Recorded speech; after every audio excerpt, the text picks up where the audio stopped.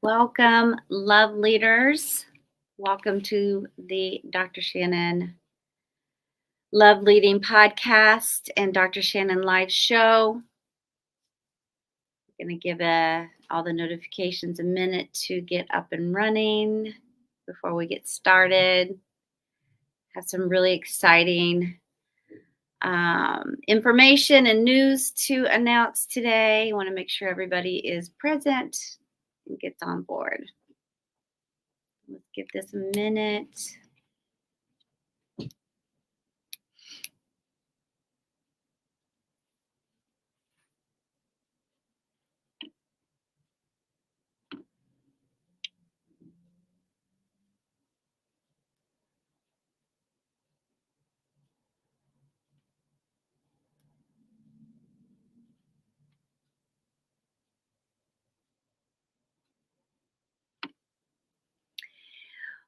Welcome to the Love Leading Podcast. Hi, I'm your hostess for this live show and podcast today. I'm Dr. Shannon Roberts, and it's finally happened, love leaders. Naked and Exposed, Learning to Love Well Using the Intimacy for Life method in your marriage.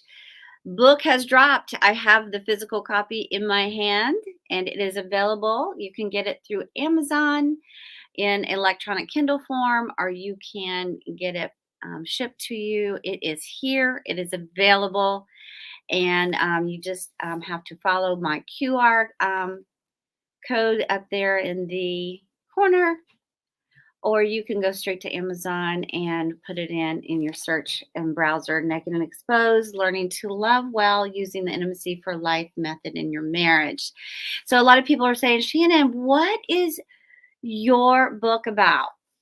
Well, I will tell you. It is about how to get the kind of intimate connection in your most important relationship that you so have been designed for, and that you desire.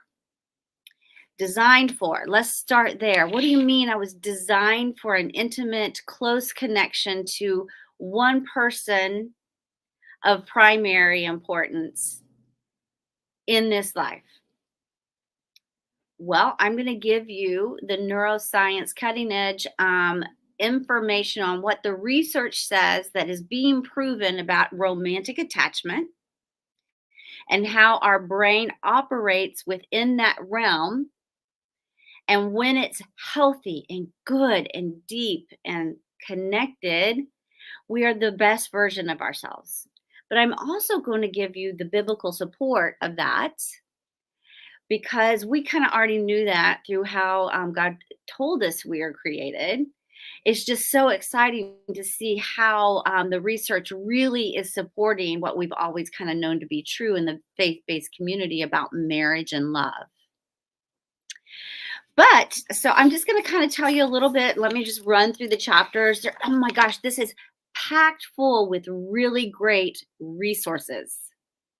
You'll have access to a free marital assessment so that you can take it before and after you read this book, because this is a practical manual. You will have action steps. You will have things that you can download to apply to your own personal relationship, worksheets, extra materials that you will be able to access.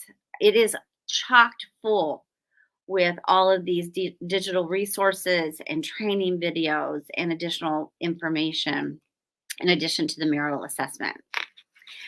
Let me just walk you through, because listen, this having worked with couples for 30 years, so coming to the table with that experience and learning so much from the couples I work with, equally as much as I'm hoping they walked away having worked with me as well.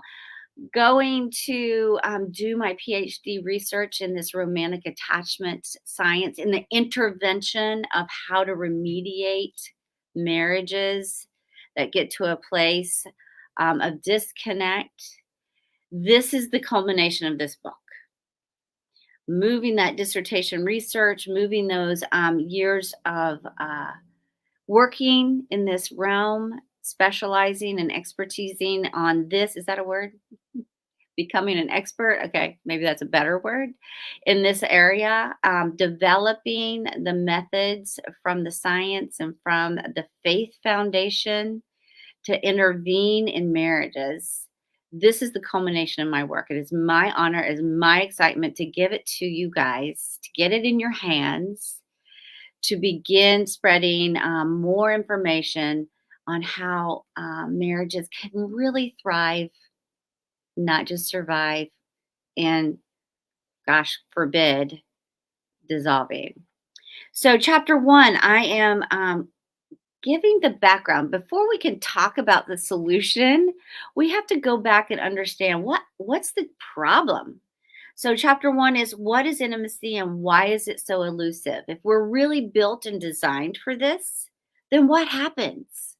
How does marriages that start off so strong, so in love, so willing and wanting to show up for one another, how does it get to that place where quite the opposite is true?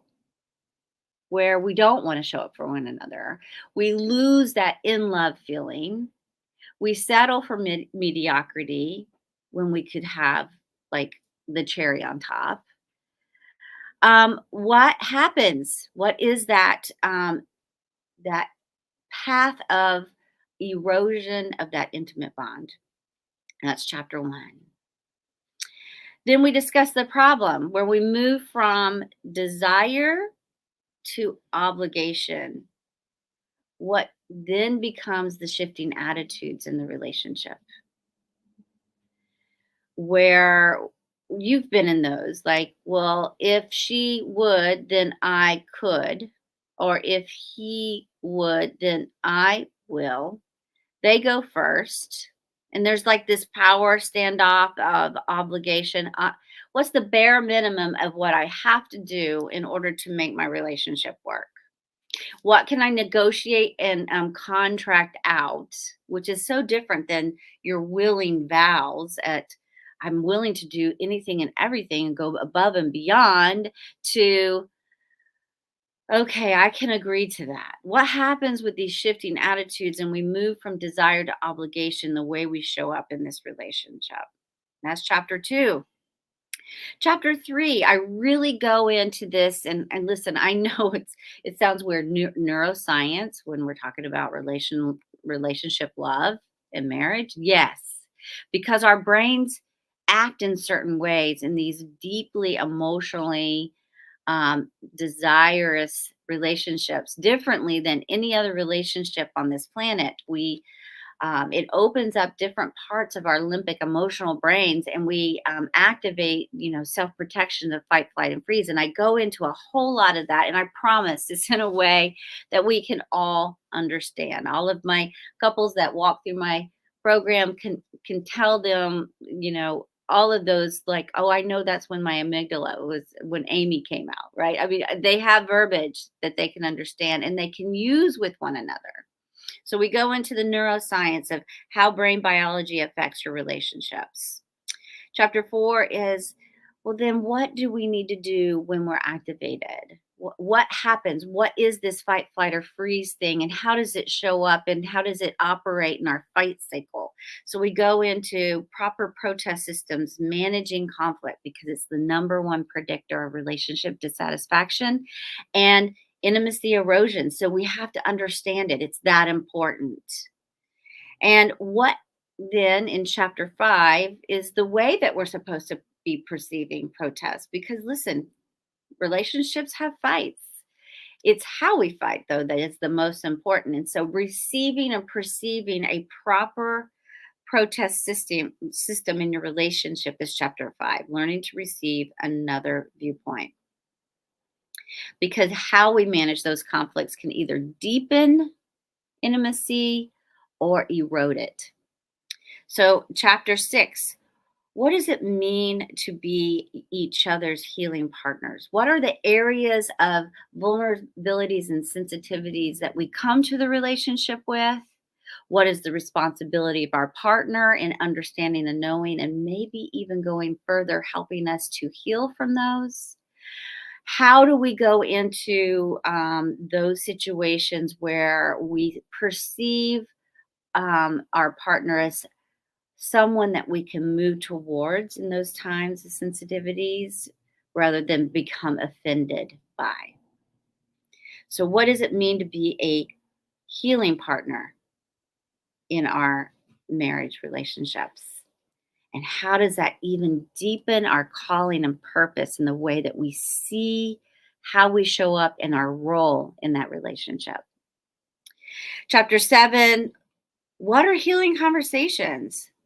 How do we have those to help repair our marriage? How do we go backwards and address pain points of relationship history in a way that is productive, that it doesn't continue to reoccur and activate and have those same discussions over and over and over again about the same areas of issues from the past?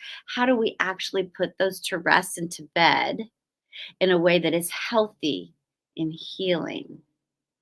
And then chapter 8, what is this intimacy for life method, Dr. Shannon, that you say that you have trademarked? Well, we go into that because it's the last thing that we talk about, because we have to remediate. We have to understand, we have to remediate, and then we have to build. Because if we don't shift emotions back towards each other, if we don't help our partner find the want to again, to show up differently, then having you do those natural rhythms will not work, because listen, you're not unintelligent people. You know how to operate in a loving relationship that shows up for one another. It's just that we haven't shifted your want to back yet. And once we do, now how can you build in those natural ways of emotionally engaging for deeper knowing and understanding and intimacy building? How do we show up in a way and create that recreational leisure partnership of warmth and fun again? How do we connect intimately in our spiritual aspect, where we are building meaning and purpose to why we were put together in the first place and becoming the us? And then lastly, we begin to really understand the culmination of all these intimacy levels of physical and sexual connection and intimate expression. And so that is what is chock full in this new book. You're going to want to get it today. It is an amazing resource packed in the most simplistic understanding and approach. And you are going to want to order that on Amazon, either in your electronic version or in the hard copy version. That is my offering. That is my exciting news. I'm so excited. Go get the Naked and Exposed, Learning to Love Well Using the Intimacy for Life method in your marriage book today.